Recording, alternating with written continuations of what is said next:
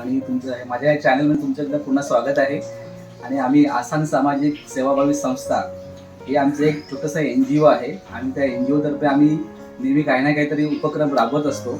आणि त्या अनुषंगानेच आम्ही ह्या वर्षी सुद्धा एक छोटासा उपक्रम आम्ही राबवत आहोत आणि तो आहे की जी शहापूर तालुक्यामध्ये एक ती शाळा आहे, जी ग्रामीण भागातली शाळा आहे, त्या शाळेमध्ये एक शैक्षणिक साहित्य वाटपाचा एक कार्यक्रम आम्ही करणार आहोत.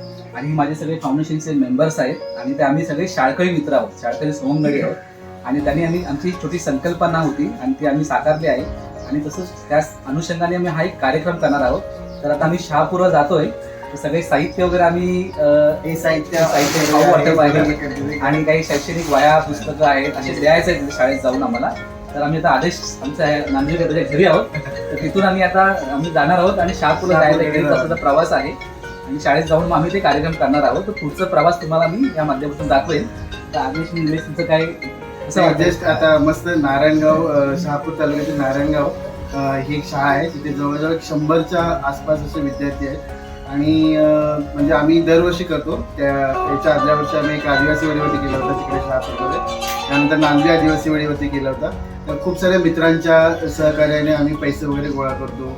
मित्र असतील, नातेवाईक असतील, या सर्वांच्या डोनेशनने मदतीने हे सर्व प्रोग्राम आम्ही करत असतो. Thank you so much. बाकी रिक्वेस्ट काय बोलायचं? ठीक आहे, तर पुढच्या प्रोग्रामला भेटूया. चला मंडळी. हे आमचं संस्थेचे अधिकारी आणि हे आम्ही सगळं सामान बघा ठेवलेलं आहे. हे सगळं शैक्षणिक साहित्य गाडीच्या डिक्कीत आणि इकडे पण थोडं सामान आहे. आणि हे खाऊ, हे सगळं मुलांसाठी खाऊ घेतलेलं आहे.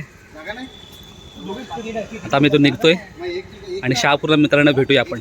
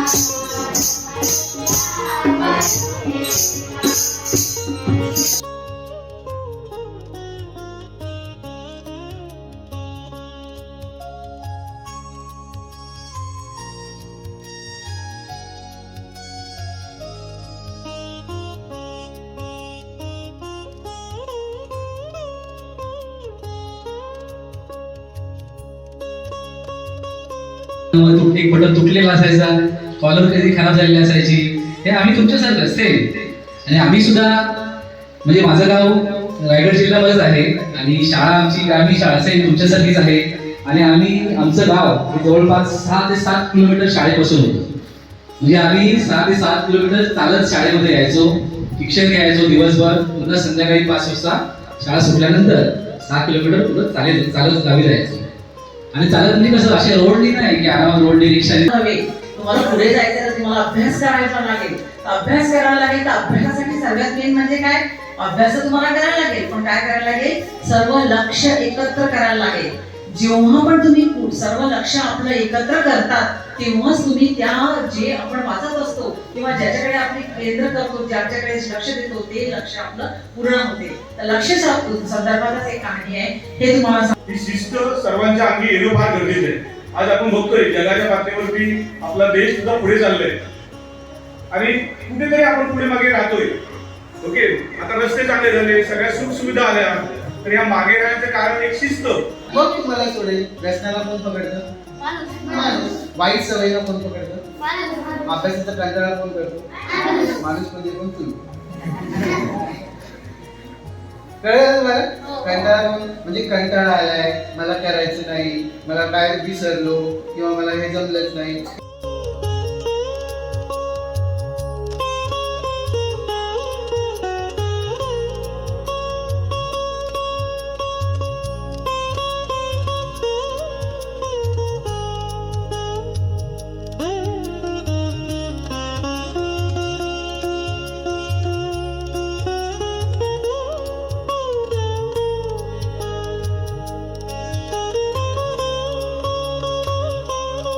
बिस्किट आहे ते बघ, हे काय बिस्किट आहे ते ना, नाही मिळालं बोलतो. हा ठेवायचं आहे, मग खायचं ते. आसान या संस्थेच्या माध्यमातून आणि जेकॉब वेलफेअर ट्रस्ट या माध्यमातून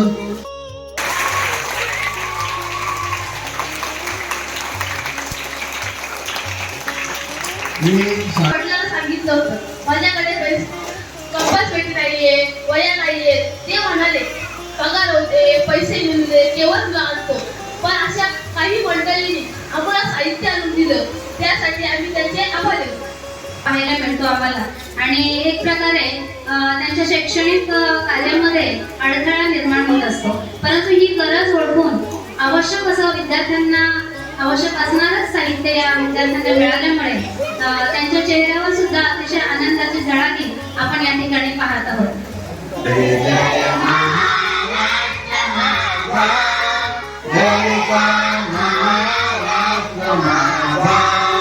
जय जय महाराष्ट्र माझा, जय महाराष्ट्र माझा, रे वावरला कृष्ण गोयना भद्रा गोदावरी,